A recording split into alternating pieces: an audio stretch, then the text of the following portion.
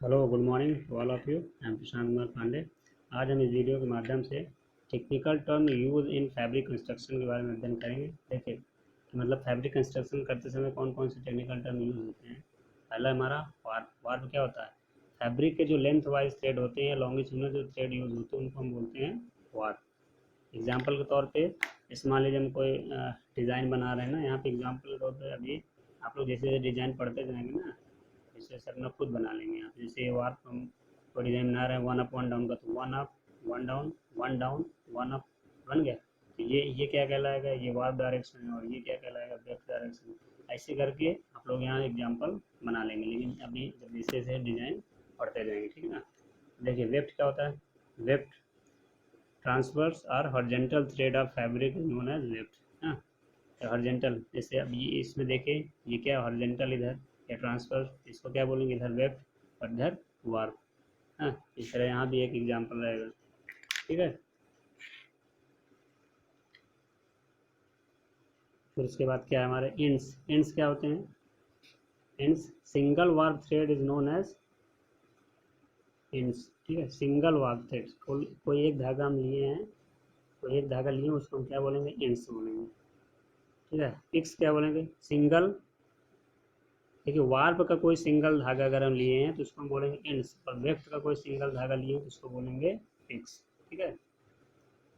इसमें कुछ नहीं है। इसके बाद ड्राफ्ट। ड्राफ्ट क्या होता है? Warp drawing order of end are known as draft ना।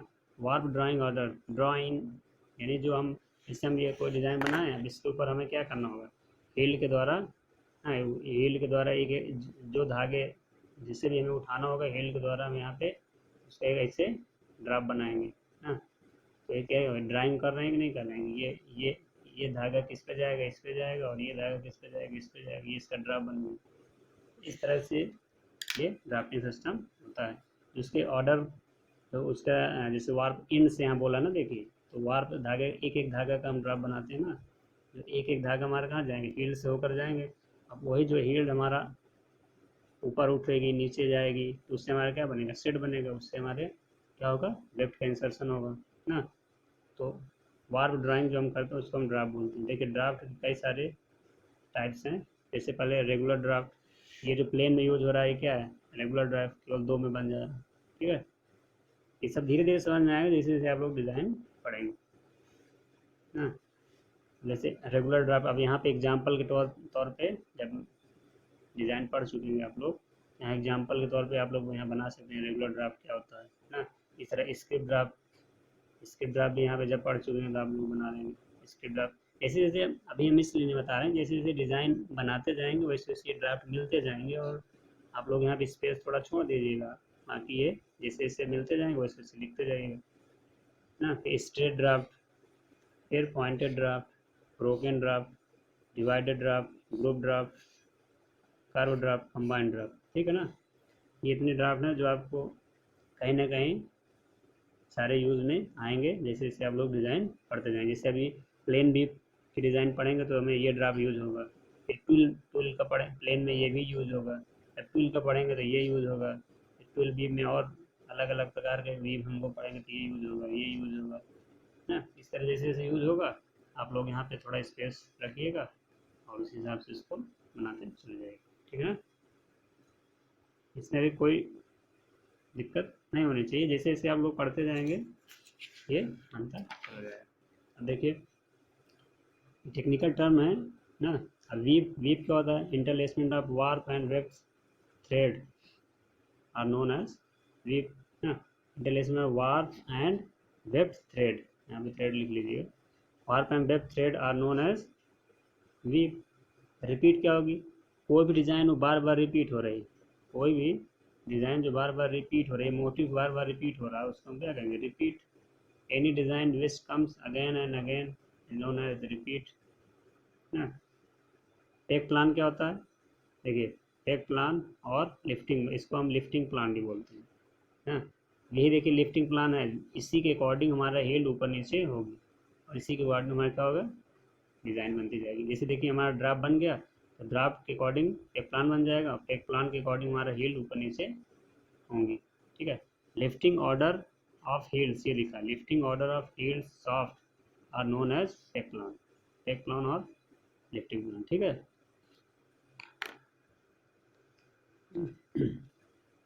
देखिए जैसे हम लोग डॉबी में जैकार्ड में ना, जैकार्ड में क्या होता है, पंच कार्ड होता है, डॉबी में क्या होता है, सिलेंडर लगे होते हैं। तो वहाँ पे सिलेंडर में जैसे सिलेंडर लगा हुआ है ना, उसमें ऐसे होल होते हैं, तो वो जो भी हमें डिज़ाइन के अकॉर्डिंग जहाँ भी हमें उठाना होता है, जहाँ हमें नहीं उठाना, उनको क्या कर देते हैं, यहाँ पे हम उस होल को बंद कर देते हैं। जो हमारा जो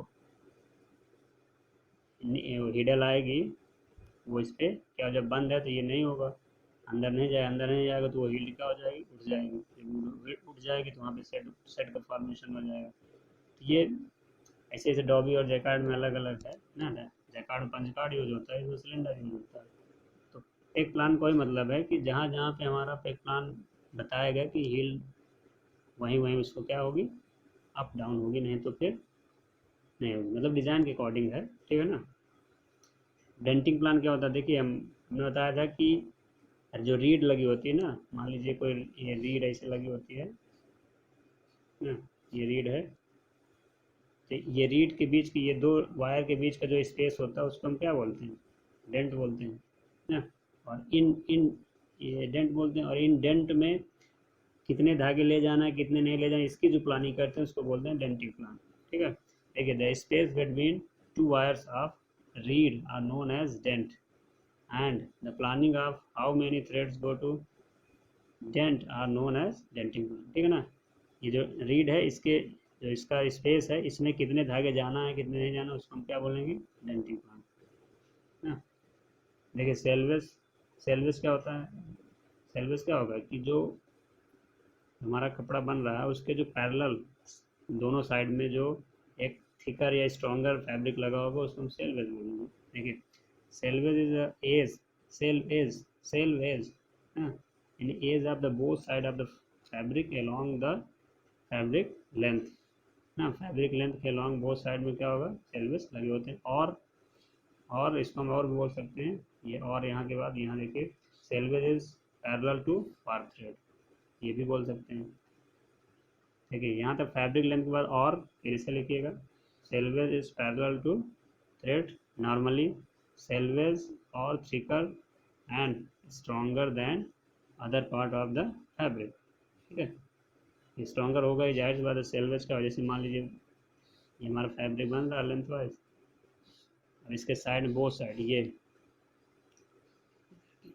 इधर क्या होगा, इस साइड में थोड़ा थिकर होगा और स्ट्रॉन्गर, यहाँ पे कई सारे धागे लगे हुए हैं, क्या बोलेंगे, सेल्वेज होगा। क्यों लगता है, इसको हम बताए थे कि टेम्पलेट में जब ये दोनों तरफ क्लैंप होता है, इस अगर ये नॉर्मल कपड़ा होगा तो वहाँ फट जाएगा ना, इसी तरह इसलिए इसमें हम क्या करते हैं, इसको थोड़ा थिकर और स्ट्रॉन्गर रखते हैं ताकि सेल्वेज ट्रैम्प में टेम्पलेट में फंस जाए और कपड़ा फटे नहीं। क्योंकि कपड़ा का जो बाइंडिंग होती है ना, तो उसमें क्या होगा, उसका टेंशन मेंटेन करना ज़रूरी होता है, अगर उसका टेंशन कम हो गया तो बाइंडिंग अच्छे से नहीं हो पाएगी, हाँ। तो और अगर यहाँ पे कमज़ोर रह गया तो क्या होगा, कपड़े को फाड़ देगा, इसलिए यहाँ पे हम सेल्वेज का यूज़ करते हैं, ठीक है। तो ये कुछ टेक्निकल टर्म्स थे ना, आप इसमें आप लोग परेशान मत होइएगा, खासकर ये जो ड्राफ्ट हैं, जैसे जैसे ड्राफ्ट हम लोग पढ़ते जाएंगे आप लोग यहाँ पे एक एग्जाम्पल के तौर पे लिखते जाइएगा, ठीक है। अगर कोई भी डाउट हो तो आप कमेंट के माध्यम से पूछ सकते हैं। Thank you.